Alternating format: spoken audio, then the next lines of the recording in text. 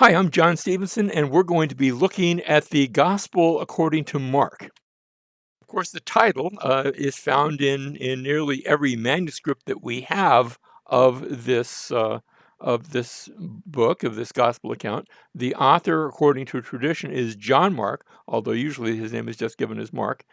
John is a Hebrew name, Mark is a Roman name, and so here is somebody who has two names, a Hebrew and a Roman name, and he's writing, I think, to Gentiles. In fact, I would go beyond that. I think he is writing largely to a Roman audience. It doesn't mean other people cannot read it, but there are things in there that you're especially going to notice if you have a Roman, a Latin background. Now, there's no genealogy given, only a single actual quote from the Old Testament where Mark is giving you the quote, although there were a number of times that Jesus is speaking and he quotes the Old Testament, or John the Baptist or others that do the same thing. But as far as the author, as he's speaking, just saying, this is according to this and such a passage, that happens only one time, and it's in chapter 1, right after the introduction. This is the shortest of the four Gospels by far. Matthew, Mark, Luke, and John. Mark is the shortest one. It is full, though, of short, vivid details. You'd think if it was shorter, it wouldn't have time to give details, but it does. What it does, it cuts out a number of the other stories, stories that you might have in Matthew that will be shared with Mark, and then stories that are in Luke that are shared with Mark, and then stories that are in Matthew and Luke but not in Mark. But Mark, when it does include a story, you'll have these short little details. For example, that Jesus loved the rich young ruler, or at the feeding of the 5,000, Jesus had the people sit in groups of hundreds and fifties. Or there's a curious story when Jesus is arrested. There's just one verse that speaks of an unnamed man clothed in linen, and they go to grab him, and he drops the linen cloth, which means that's what he was clothed in, and now he's unclothed, and he disappears into the darkness. And no reference to why he's even mentioned. An interesting and curious detail. The names of the sons of Simon of Cyrene, the man who was forced to help carry the cross of Jesus. And then we're told the names of his sons, which suggests that that's not just given for interesting purposes, but perhaps he became a believer, and perhaps they became believers too. They might have actually been known, at least some of them, to the original readers. The Gospel according to Mark also has a strong emphasis on the authority of Jesus. Now, that's not exclusive to Mark. I think you see that to some degree in Matthew, maybe a little bit less, but I think you see it in Luke as well. But it's a strong emphasis of his authority, where there are people who are amazed at the reaction of others to his authority. There's also what we could call the messianic secret. Again, I don't think this is unique to Mark either. But we see here that Jesus instructs the demons and also those who he heals, not to disclose his messianic identity. Don't tell them I'm the Messiah. He actually says this to three of his disciples, Peter, James, and John, who go up with him onto the Mount of Transfiguration. And when they have finished seeing what they're going to see, he says, don't tell anyone. He just says it that way. The idea is until after the resurrection, because eventually Peter does speak of that. Back in 2 Peter chapter 1, he speaks of what he saw. I don't think he's disobeying Jesus. I think the idea is don't tell anybody until you'll know when to tell. It'll be at some time in the future. There is a lengthy description of the death, burial, and resurrection narrative, which again is true in all four of the gospel accounts. They all have as their major climactic event the death, the burial, and especially the resurrection.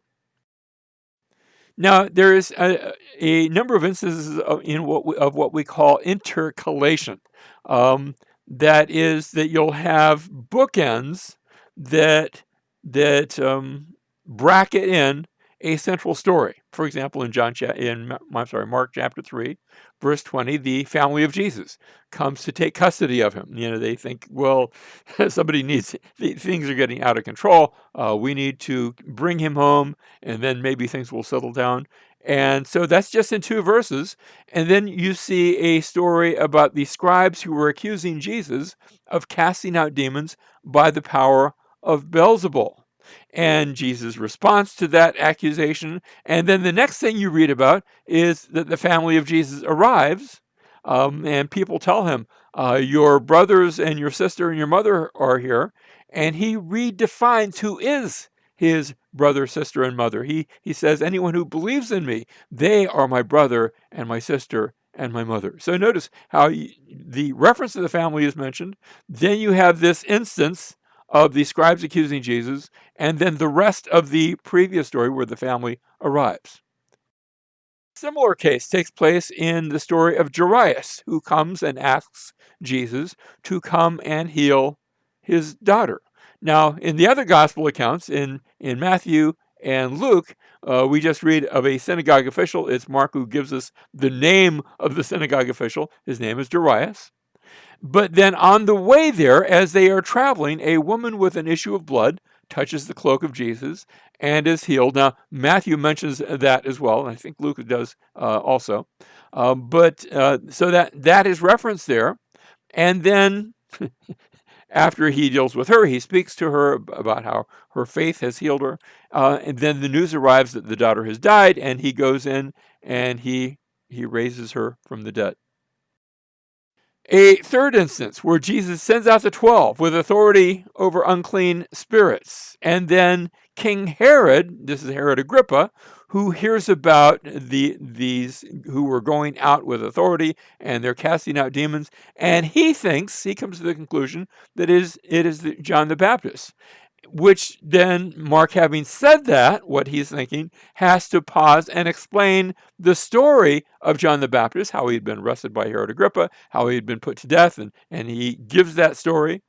And then we read that the apostles who had been sent out in verses 7 through 13, now they return and they report to Jesus all that they had done and taught. So see how the sending out of the apostles serves as bookends to encapsulate the story about Herod the Great and John the Baptist. Not Herod the Great, Herod Antipas. Another example of this is where Jesus curses the fig tree. Now, he curses it because it's barren and has no figs. This is Mark chapter 11. And then from there, he goes into the temple and he cleanses the temple, which, after all, the fact that he needs to cleanse the temple is telling you that the temple is barren and it has no spiritual fruit. And the chief priests seek to destroy him. And then you read the next, later, where the disciples see the fig tree and it's withered. And Jesus gives a lesson about faith. And after all, as he's teaching them about faith, there had been an absence of faith in the Jewish leaders in the temple. So these stories, these 3 stories are related. The final time we see one of these intercalations in Mark is where the chief priests and scribes plot to kill Jesus. And that is followed by a story of a unnamed woman. She's named perhaps in other gospel accounts. Did it happen twice? Were there 2 different women, or was the same event? There's some discussion there. But a woman comes and anoints the head of Jesus with costly perfume. And then we go back to the chief priests and scribes, where Judas Iscariot meets with them, meets with the chief priests to betray Jesus. And so notice how, by contrast, you've got these stories of murder, and they serve as brackets to the central story of the story who, by contrast with murder, she is seeking to honor Jesus and to anoint him and to worship him.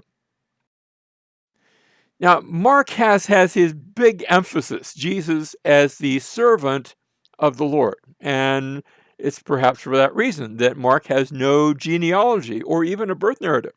We don't read anything about the birth of Jesus. We don't read anything about all of the begats like we have in Matthew, like we have in Luke, because the servant does not need a genealogy, and we don't need to find out from where he was born.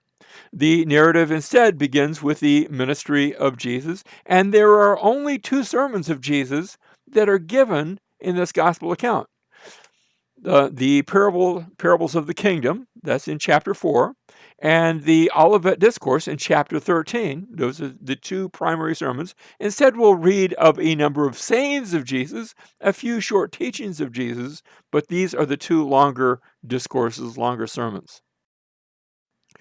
Some key words that are used in this gospel account. First of all, immediately. It is used so often and with such regularity. We almost want to ask, what do you mean by using that term immediately? Are you really using it as a time element, or has it almost become just a way of connecting the stories? And speaking of that, the word "and" is used all throughout. Um, and that makes for bad English. I'm not sure what kind of Latin or Greek it makes for, but it's very regular. It's very Hebrew in that kind of figure of speech. In fact, Hebrew regularly has the conjunction "and." Even sometimes between chapters, even sometimes between books, you'll have a book that actually begins with the word "and."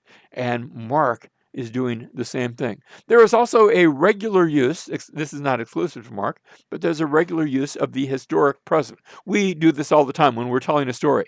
And instead of just telling a story about a man who went into a store, I might say a man goes into a store and he goes up to the cash register. And notice, when I'm saying it like that, I'm speaking of it in the present tense to sort of allow you to be in on the action, that you imagine you are there too. And that's what Mark is doing with this regular use of the historic present tense.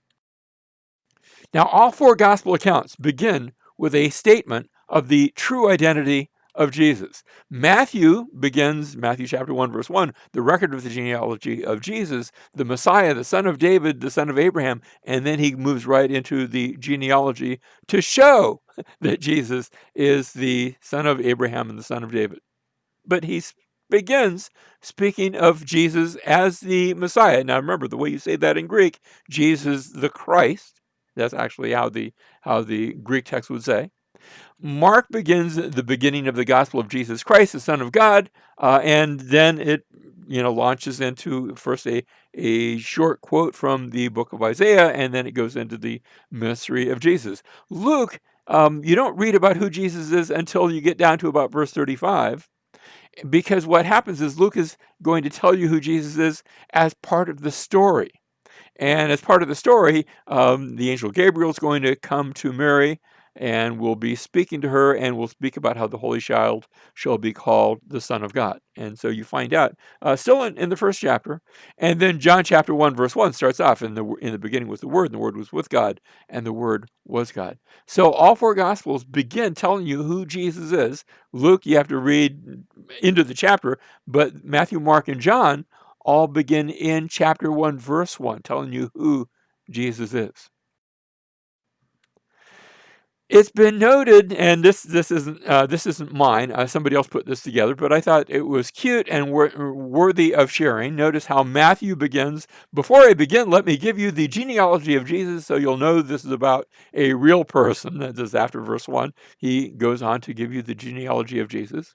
Luke starts off, before I begin, let me tell you the backstory that led up to all of this, where Luke gives a short introduction about how he had researched and many had undergone to tell the story, but now he begins the story not with even the birth of Jesus, but actually with the announcement of the birth of John the Baptist. So he's going way back to the beginning.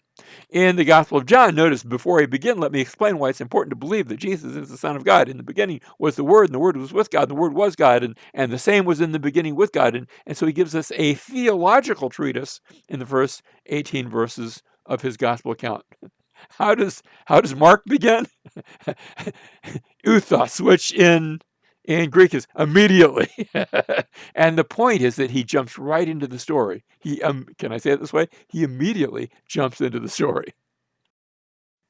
Now, one of the things that Mark does, I said he only quotes from the Old Testament on one occasion, but there are a lot of allusions to the Old Testament where, if you're familiar with the Old Testament story, you're going to pick up on this, so that Early in Mark chapter 1, verse 13, you have Jesus. He's in the wilderness for 40 days. And if you've been in the Old Testament at all, you know that Moses and Elijah each had a 40-day wilderness experience. Moses up on Mount Sinai. Elijah, remember when he's running from Jezebel, he goes down to Sinai, and there's a period of 40 days there where he's on the run, so to speak.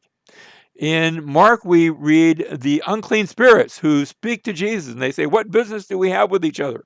Have you come to destroy us?" And in the Old Testament, we see, and notice I'm connecting a number of these with Elijah, where the Phoenician widow says to Elijah, "What do I have to do with you? Have you come to put my son to death?" Close enough where we begin to hear echoes of the Old Testament in the Gospel of Mark. In Mark chapter 2, we read of the paralytic being lowered through the roof so that Jesus can heal him. And he points out the faith of the men. When we get to 2 Kings chapter 1, King Ahaziah, this is in the days still of Elijah, King Ahaziah, the king of the northern kingdom of Israel, falls through the roof. He inquires of the pagan gods, and Elijah shows up and points out his lack of faith in God. So perhaps if you're in tune with the Old Testament, you're supposed to make these connections. In Mark chapter 2 and verse 23, the disciples of Jesus pick grain to eat on the Sabbath. Now, this isn't with Elijah, this is David, but David and his companions eat the consecrated bread from the high priest, something that technically they weren't supposed to do, but because there was a need, they were allowed to do so. In the Gospel of Mark, we have Jesus appointing the 12 to send out, and you'll remember how Moses chooses 12 spies, appoints them to go out into the land of Canaan. Jesus is sending them to the same land. They're not calling it the land of Canaan anymore. He's sending them throughout Israel, but he sends out the 12, just like Moses sent out 12. In Mark, we see Jesus asleep in the boat, and he's awakened, and he stills the storm. Jonah, you remember, was asleep in the ship, and he awakens, and once he is thrown overboard, the storm is stilled. And so we have a number of Old Testament stories that echo back to us from the Gospel of Mark. In the Gospel of Mark, Jesus casts out a legion of demons into swine. They run into the sea. They are drowned. We have in Exodus chapter 15, Moses casts the armies of Pharaoh into the Red Sea, and he's part of the sea. They go through, the armies of the Pharaoh try to follow, and the Red Sea comes together, and they are drowned. In the Gospel of Mark, Jesus comes to raise up the daughter of Jairus, and Elisha comes to raise the son of the Shunammite woman when her son has died. We have Jesus who tells the disciples not to take money or 2 cloaks because the time is of an essence and they're to go on their mission and their ministry. Elisha's servant, Gehazi, he takes silver and 2 cloaks from Naaman. And of course, he's disobeying when he does that. He's not supposed to be doing that. And he is struck with leprosy for his disobedience. In the Gospel of Mark, we have Herod Antipas and Herodias, who are up against John the Baptist and bring him to his death. In the Old Testament, we have Ahab and Jezebel versus Elijah, and they are seeking to have him put to death. Now, they fail. It doesn't take place back then.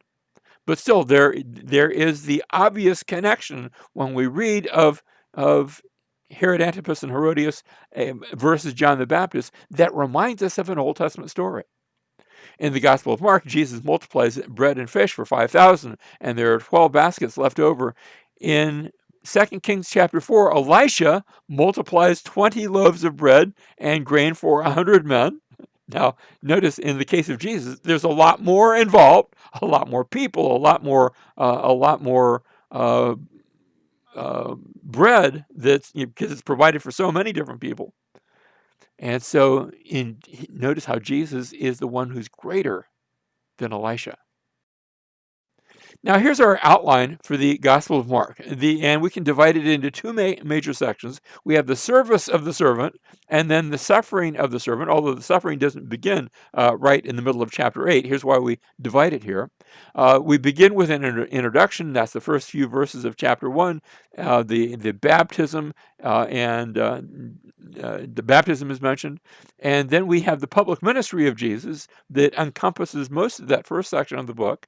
And the pivotal point comes when Jesus asks his disciples, "Who do you say that I am?" And the disciples answer back to him, "You are the Christ, you're the Messiah." That's, in a sense, the pivotal point, not the climactic point, but it is the pivotal point in the book. And from there, we move to the private ministry of Jesus. Jesus is still in public, but what we're reading about much more now are his interactions with just a few people or with his disciples. And then we come to chapter 11, and we have the death, burial, and resurrection. And I think the climactic event here, at least one of them, is when Jesus is on the cross. We're going to look at this in a bit. Jesus is on the cross, and the centurion, who's charged with crucifying him, looks at him and says, "Certainly, this is the Christ. This is the Son of God," where he has come to faith. And the idea is that you are to come to faith as well. Now, we have in the first section of the book, it's asking the question, who is Jesus? And there is a rising action up to the point where the disciples say, "You are the Christ."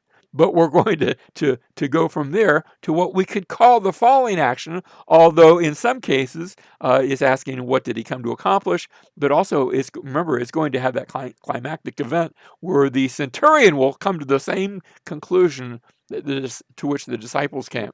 And you are being invited to come to that conclusion as well. We said there are two sermons. There's a sermon regarding the parables of the kingdom and the Olivet Discourse, so two large teaching sections that are found here. We also have, once Jesus has been declared by his disciples to be the Messiah, the very first thing that we read next, still in chapter 8, is where Jesus predicts his death. Now, we're going to see how this happens 3 different times. And then there is a response to that prediction where Peter rebukes Jesus. "Oh, you shouldn't be talking about your death." And, of course, Jesus rebukes Peter back. And Jesus now gives instructions both to Peter but also to the other disciples. "Take up your cross and follow me, because my way does lead to death." We have that same prophecy made in chapter 9, where again Jesus predicts his death. By the way, Matthew, Mark, and Luke all give all 3 predictions, where Jesus predicts his death now in chapter 9. The response is, you think this isn't a good response, where the disciples ask the question, "Who is the greatest?" And you almost want to say, weren't you listening to that about death? But I don't think they were really understanding, and so they ask, "Who is the greatest?" And Jesus responds by explaining, "It is the first who shall be last, and the last who will be first." And so he gives them a teaching regarding that. We see the third time his death is prophesied, this time in chapter 10, where Jesus predicts his death one more time. And James and John come, sort of like that question of who's the greatest. They say, "Will you give us the authority to sit at your right and left side? Can we sit on either side of you? Can we have that position of honor?" And Jesus points out that greatness comes by serving. He did not come to serve, or he did not come to be served, but to serve and to give his life a ransom for many. Now, that passage there, and that's what we're looking at here, Mark chapter 10, beginning of verse 42, calling them to himself, Jesus said to them, "You know that those who are recognized as rulers of the Gentiles lord it over them, and their great men exercise authority over them. But it is not so among you. But whoever wishes to become great among you shall be your servant. And whoever wishes to be first among you shall be slave of all." And here in verse 45 is what I think is the key verse of the entire book of Mark. "For even the Son of Man did not come to be served, but to serve and to give his life a ransom for many." That is the big idea of the Gospel of Mark. This is the gospel about the servant who came to serve, the servant who came to save. And notice, "He shall be your servant, because the Son of Man did not come to be served, but to serve." Now, when we come to I want to look at all 3 of the of the synoptic gospels, Matthew, Mark, and Luke. In the case of Matthew, he is an eyewitness of the life of and ministry of Jesus. I'm assuming that the tradition is correct that has Matthew, Mark, and Luke as the author of each of the gospels that bear their name. If that's correct, Mark and Luke are not necessarily eyewitnesses, although it is theorized that maybe Mark did see a little bit of the ministry of Jesus. We'll get to that in a minute. But Mark was associated with the Apostle Peter, according to tradition. And Luke, it seems evident when we read the book of Acts that he was associated with the Apostle Paul. He doesn't claim to be an eyewitness. He says that he has looked at other accounts and he's asked and he's heard, and now he's presenting this account. In the case of Matthew, he writes, I think it's quite evident that he's writing to a Jewish audience. I've already suggested that Mark is writing largely to Romans, but both Mark and Luke have a Gentile audience in mind. In the case of Matthew, he presents Jesus as a king. Mark, we already said, presents him as a servant. Luke, when we get there, we're going to see that Luke presents Jesus as both Savior, but also as teacher. And I just couldn't fit that in here, so I just chose teacher. In the case of Matthew, he's going to focus, and he will structure his gospel account around 5 sermons/discourses of Jesus, sermons and discourses. There will be other things mentioned, but there will be those large discourses. We already said that Mark only has 2 sermon/discourses. The focus here is on the miracles and works of Jesus. In Luke, it's a focus on the teachings, especially once we get to chapters 9, around chapter 9 and 10, especially chapter 10. We're going to have a great number of those longer story parables that are exclusive to Luke, and they are found and gives us an emphasis in Luke. Now, in Mark chapter 14, we see that while he was in Bethany at the home of Simon the leper, reclining at the table, there came a woman with an alabaster vial, a very costly perfume of pure nard. And here's the part that I want to underscore. And she broke the vial and poured it over his head. Now, notice that she broke it and she poured it, because those words become significant when we get to a bit later in that chapter, where we have Jesus giving the Lord's Supper, and he takes the bread, and notice, he broke it and gave it to them and said, take it, this is my body. That he breaks the bread. So you have, notice how that broken theme goes from the early part of the chapter to the central part of the chapter. And then just a few verses later, when he gives the cup, he says, this is my blood of the covenant. He just doesn't say drink it. He says, which is poured out. So notice how her actions of breaking and pouring are now balanced by what we read where he breaks the bread and he pours the cup, because his blood is going to be poured out for many. And so I want you to see how these themes run through this chapter. When we see his confrontation in the temple, where the temple officers come to Jesus and they ask him the question, who gave you this authority? And Jesus, instead of asking them, he says, well, I've got a question for you. Was John's baptism from heaven or from you, or of human origin? And they don't really want to answer. And he says, well, in that case, I'm not going to answer either, because, you first. And then the Pharisees and Herodians come. First it was the temple officers, now it's the Pharisees and Herodians. And this is a trick question. Do you think it's lawful? Do you think it's okay to pay taxes to Caesar? And no matter how he answers this, he's going to get in trouble with somebody. Either the people won't like it because they'll say, pay your taxes, because who wants to pay taxes? Or the Roman authorities won't like it if he says, don't pay your taxes. So it is an obvious trick question. And Jesus responds saying, show me a coin. Whose image is on it? It's Caesar's image. Then he says, give to Caesar what is Caesar's, and to God what is God's. And so he answers their question, but in a way that he cannot be trapped or rebuked. We see a third trap. Again, it's a trick question, this time from the Sadducees. They are those who don't believe in a resurrection. So when they're questioning about a resurrection, it's a trick question to try to show how silly resurrections are. And it involves a woman having a husband dies, and then she marries her brother, and he dies, and she goes through the whole family. You think, gee, after a while, you're going to say, why are they all dying? But the question is, whose wife will she be in the resurrection? And Jesus says, your problem is that you don't know the scriptures. Because in heaven they neither marry or are given in marriage, but they're like the angels. But you also don't know the scriptures, because the scriptures themselves, even the part of the scriptures that you accept, remember the Sadducees only accepted the Torah, the books of Moses, Genesis through Deuteronomy. And so Jesus quotes from the Torah.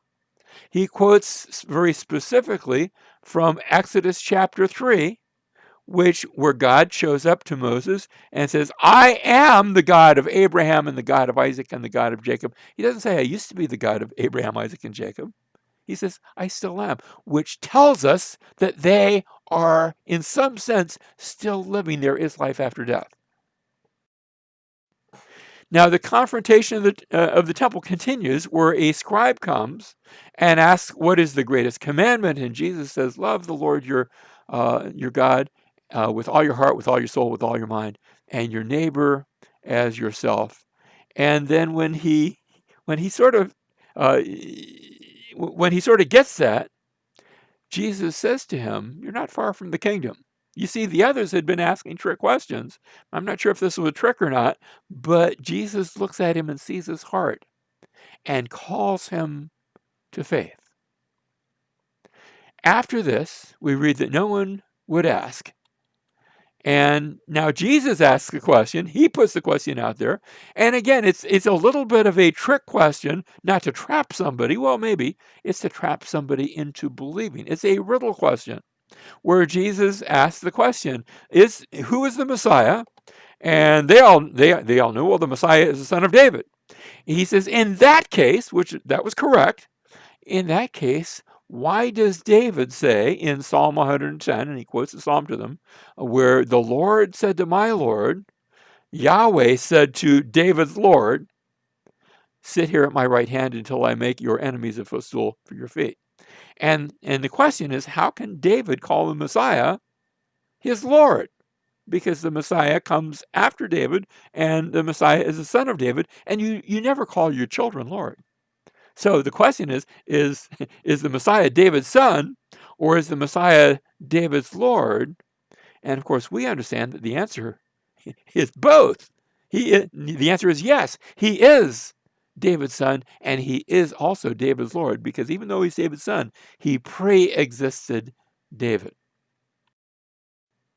Mark chapter 14, this is at the arrest of Jesus. I noted this earlier, where there's a young man who is following Jesus, and Jesus has just been arrested, and he was wearing nothing but a linen sheet over his naked body. And they seize him. The same people that arrested Jesus go to capture this young man, but he pulled free of the linen sheet and escaped naked, and he goes running off into the night. We have no idea who he is. Why is he there? Why is the story even mentioned? And a few possibilities have been supposed. Some people thought maybe this is Mark. Now, I say, well, maybe, but that would be very circumstantial, so I don't want to even suggest that that's necessarily the case, but I suppose it's possible. I think instead, perhaps a possibility is you're supposed to remember the last time you saw people running and hiding naked in a garden. And of course, I'm talking about Adam and Eve, where they had fallen into sin. And now, as Jesus is being arrested, he's going to the place where he will overturn that hidden nakedness, where he will become naked. And as a result, all those who hide can now come forth and find safety and security. Next, let's look at the Jewish trial. The Jewish trial is set forth, and Matthew, Mark, Luke, and John all speak of the trials, but they all focus on different details. Mark looks at the courtyard of the high priest where there is a trial taking place, and the whole council is there, at least eventually. And Mark's not distinguishing from an initial hearing between one person and another. He's just talking about the entire council and about how false testimony is brought forth to try to trap Jesus. And then the high priest questions Jesus and says, who are you? And it's in that context that that Peter denies Jesus 3 times, and of course the rooster crows, and then Peter goes out and he. Then we move in chapter 15 to the Roman trial. Now, Mark will not mention going to Pilate and then Herod Antipas and then back to Pilate. He's only going to speak of the trial before Pilate. He says early in the morning, the chief priests and the elders and the scribes and the whole council immediately held a consultation. I suppose you could call this the third Jewish trial, but notice, binding Jesus, they led him away and delivered him to Pilate. And so you have an initial questioning where Pilate questioned him and asked him, "Are you the king of the Jews?" Because that's what he's been accused of. And he answered him, "It is as you say." Now, when we get to John's account, we're going to see a much more nuanced reply. But here we're just basically seeing the basic reply. The chief priests now began to accuse him harshly, and when Pilate questioned him again, saying, "Do you not answer? See how many charges they bring against you." But Jesus made no further answer, so Pilate was amazed. And so we see the silence of Jesus to the questioning. He's expecting, if somebody's been accused, they're going to say, "No, I'm innocent, I'm innocent." And Jesus is not doing that. Next, we have the Barabbas incident, where we're told at the feast, he, that is the Roman governor, Pilate, used to release for them any one prisoner whom they requested, and the man named Barabbas. Now, that may have been a name or a designation, but actually, Bar is the Aramaic term for son, and Abba is the Aramaic term for father.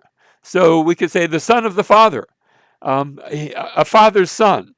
And I'm sure this probably was his name, but it also stands as symbolism, where you could describe it as the son of a father. In other words, any person.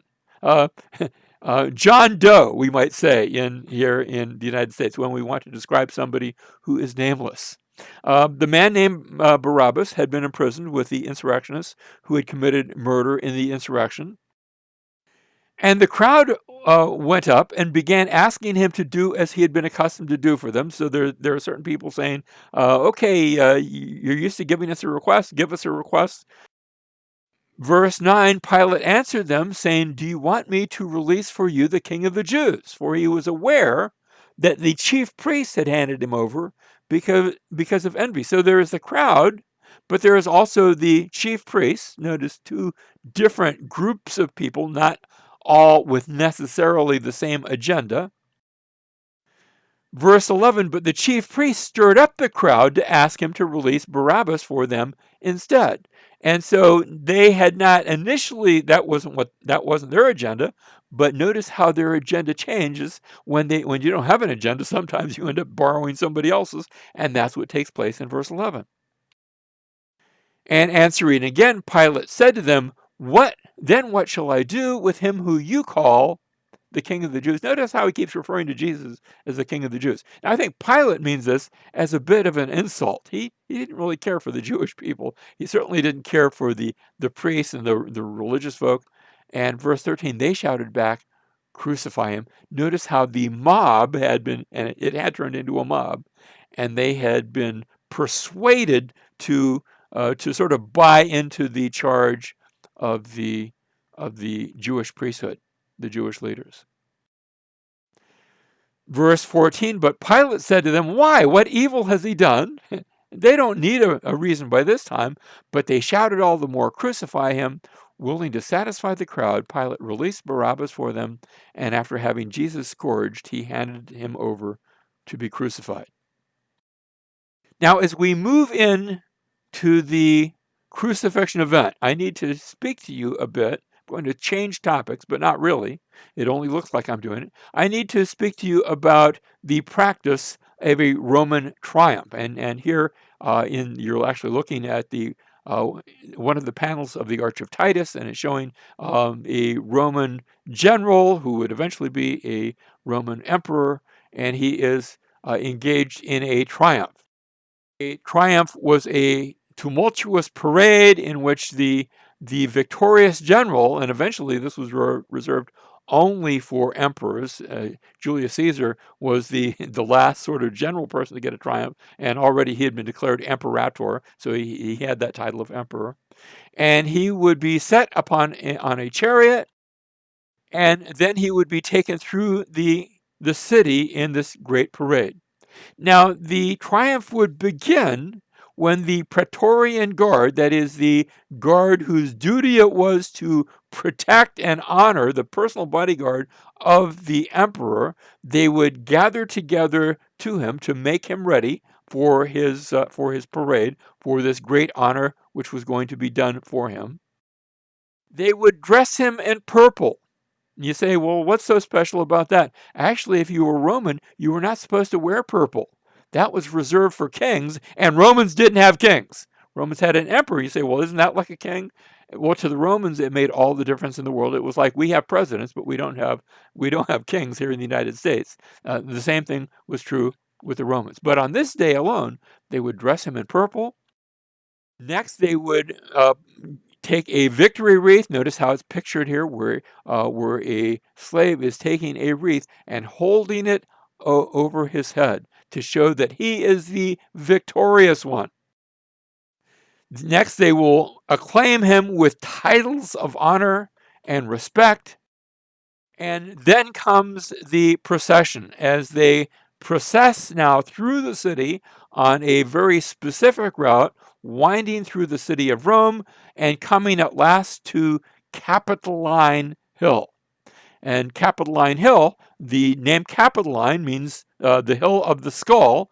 According to Roman tradition, when they went to first build upon this hill, they had found a skull buried there, or maybe set there. I'm not sure how they found it, but it had given its title to the hill. And to this day, one of the 7 hills of Rome is known as Skull Hill, the way you say that in Latin, Capitoline Hill.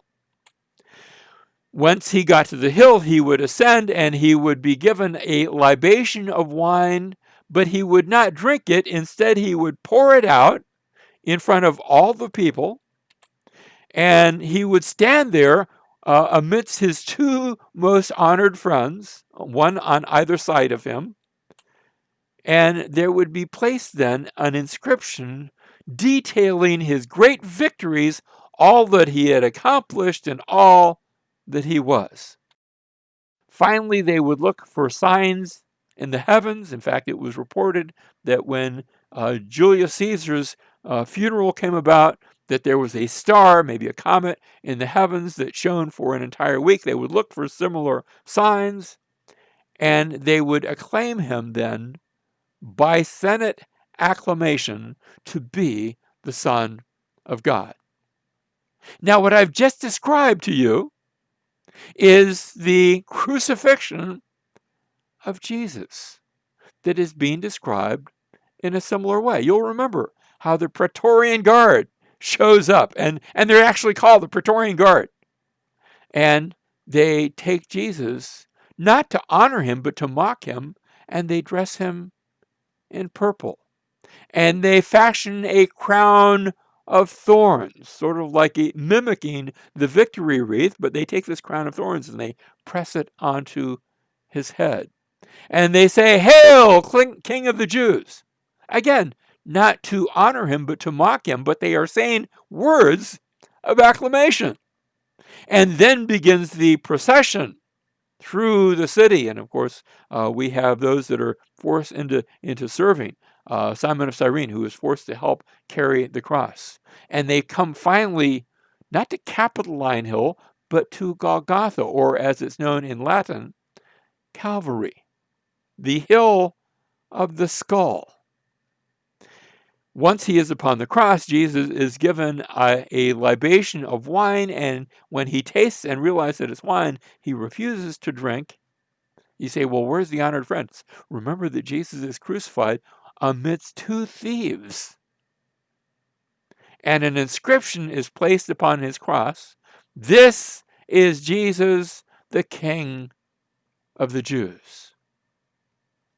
Signs in the heavens. The sun becomes darkened even though it is midday. And as Jesus dies, one of the centurion who's in charge of the crucifixion sees all these events, sees what's taking place down in the temple, or at least hears about it, and he says, certainly this is the Christ, the Son of God. Next, I want to speak about the way Mark ends, because Mark's ending has been the subject of some debate. Now, when we look at the ending of Matthew, and we're looking at a very old scroll, the Codex Vaticanus, one of the oldest complete copies of the gospel accounts, and actually of a good portion of the New Testament. And you can see where Matthew comes to an end, and then there's some white space, and then the very next column, you begin with Mark. Let's move to the end of Luke. There's not a lot of white space. It comes right down to the end. And then you, on the very next column again, you have the Gospel of John beginning. But when you come to the Gospel of Mark, notice you come to the end, and instead of it beginning in the next column like it did with Matthew going to Mark, again, there's a large blank column. And that's interesting, not necessarily conclusive, but it's interesting that maybe something belongs there. And the reason I say that is because when we read the Codex Vaticanus, it's missing some verses from what appear in your English translation. You see, your Bible has Mark chapter 16, verse 2, and very early on the first day of the week, they came to the tomb where the sun had risen, and they were saying to one another, these are the women who were coming, who will roll away the stone for us from the entrance of the tomb. And looking up, they saw that the stone had been rolled away, although it was extremely large. Verse 5, entering the tomb, they saw a young man sitting at the right, wearing a white robe, and they were amazed. Verse 6, and he said to them, do not be amazed. You're looking for Jesus, the Nazarene, who's been crucified. He has risen. He is not here. Behold, here is the place where they laid him. So an announcement is made. Yes, Jesus has risen from the dead. It's an announcement from the angel. But go tell his disciples and Peter, he is going before you into Galilee. There you will see him, just as he told you. And then verse 8 says, and they went out and fled from the tomb, for trembling and astonishment had gripped them, and they said nothing to anyone, for they were afraid. And the Codex Vaticanus and the Codex Sinaiticus, two very early manuscripts of the New Testament, actually stop right there and are missing that section which is in the rest of your Bible, verses 9 all the way down to, I think it's around verse 20 or so, which is missing from these two very old Greek texts. You say, well, why was it missing? Well, first of all, let me say there are some very early witnesses to a time when that passage wasn't missing. When verses 9 through 20, which is in your English Bible, and I think it should be there, but is missing from those two very early Greek manuscripts, Justin Martyr. Now, he's a early Christian in the 2nd century AD. We refer to him as one of the apologists, one of the church fathers. He actually quotes from Mark 16:20, one of those quote unquote missing texts that wasn't missing in his day, and refers to it as the fulfillment of Psalm 110 verse 2. So it's evident that somebody just didn't insert that into his. He'd actually read about that and written about it. Likewise, Tatian, who was Justin's student, cites the passage in his Diatessaron, which is a sort of a harmony of the Gospels. And so this was known to him as well. Both of these accounts are existing long before the copies of the Sinaiticus or the Vaticanus. They're quite a bit later. They're 3rd or 4th century. This is 2nd century. And then Irenaeus, who is at the end of the 2nd century, he cites Mark chapter 16, verse 19, and says, now Mark said this. He's discussing. He's not trying to make a point that it was missing or not. He's just saying when Mark said this, and he goes on to explain that passage. And yet, by the time we get to the 300s, that is the 2nd century. I'm sorry. Yes, the 4th century. I'm sorry.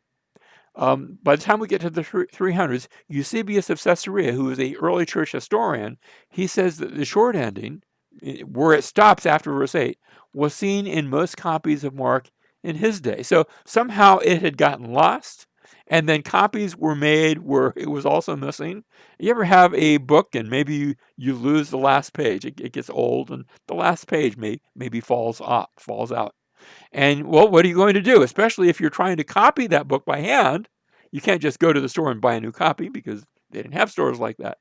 So evidently the last page had been lost in a number of manuscripts and was missing in quite a number of copies in the days of Eusebius. But this is long after it had been there in the days of Justin Martyr and in the days of Irenaeus. Well, what's in this missing section? And like I said, it's not missing to your English Bibles. Every English Bible has it there. It might have a little notation that it's missing from some very early manuscripts. Well, let's look at the passage. Now, after he had risen early on the first day of the week, he first appeared to Mary Magdalene, from whom he had cast out 7 demons. Now, notice there's a detail there that you only find in Mark, that 7 demons had. No, I'm sorry, Luke mentions this as well. I started to say it's only in Mark, but that's not true. But this detail is found in Mark, from whom he had cast out 7 demons, and she went and reported to those who had been with him while they were mourning and weeping. And when they heard that he was alive and had been seen by her, they refused to believe it. Verse 12, and after that he appeared in a different form to 2 of them while they were walking along on their way to the country, and they went away and reported it to the others, but they did not believe it. They did not believe them either. Now, each of these appearances is referenced in greater detail in one of the other gospel accounts, whether it's Luke or in the Gospel of John, which that aspect is perhaps just a little unusual. We're used to seeing Mark giving us greater detail, but there's no saying that he has to do that in this case. Mark chapter 16, verse 14, and afterward he appeared to the 11 themselves as they were reclining at the table, and he reproached them for their unbelief and hardness of heart because they had not believed those who had seen him after he had arisen. And he said to them, go into all the world and preach the gospel to all creation. He who has believed and has been baptized shall be saved, but he who has disbelieved shall be condemned. I think that's a wonderful presentation of the gospel that comes through faith in him. Verse 17, and these signs will accompany those who have believed. In my name they will cast out demons, they will speak with new tongues, they will pick up serpents, and if they drink any deadly poison, it shall not hurt them. They will lay hands on the sick, and they will recover. And you say, wait a minute, all those things don't happen to all Christians. Not everybody casts out demons, not everybody speaks in tongues, not everybody picks up serpents.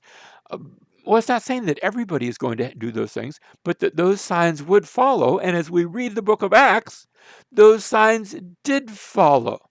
We do see examples of demons being cast out. We do see examples of this phenomena of speaking with new tongues. We do see this phenomenon, not a lot, but I think of the example of Paul when he shipwrecks on the island of Malta, and a serpent grabs him by the hand, and instead of dying, he doesn't die. Now, what about the deadly poison? I don't know. I don't know of any instances of that. But the others fit quite nicely. And notice they'll lay hands on the sick and they will recover. And the book of Acts records those things happening, not in every instance, but upon occasion. And then verse 19, so then when the Lord Jesus had spoken to them, he was received up into heaven and sat down at the right hand of God. And then verse 20, and now notice I have part of verse 20 in brackets. We read in the first part of verse 20, and they went out and preached everywhere while the Lord worked with them and confirmed the word by the signs that followed. And most Greek manuscripts end right there. But there are a few that have this longer section, and there are a few that have, instead of this longer section that we've just read, they have this beginning with the word "and," they promptly reported, where that is in place of the verses that we've just read that came after verse 8. And so was this added? Was this an editorial thing? I don't know. I'm just reporting the facts. But notice, we'll read it anyway, and they promptly reported all these instructions to Peter and his companions, which sounds like it, gee, didn't that come earlier? That really sounds like it's more connected to verse 9, if it had been part of the original text. Now, most scholars, most people in general, are of the opinion that this last section that I have in brackets was added by folks who said, I know there's something that goes beyond this, but we don't have it. We lost that section. Or maybe our copy of the scripture got ripped and we lost the last page. And so they gave this as sort of perhaps a band-aid by explanation, where they promptly reported these instructions to Peter and his companions. And after that, Jesus himself sent out through them from the east to west the sacred and imperishable proclamation of eternal salvation, which in a sense is a summary statement summarizing what is in verses 9 through the first part of verse 20.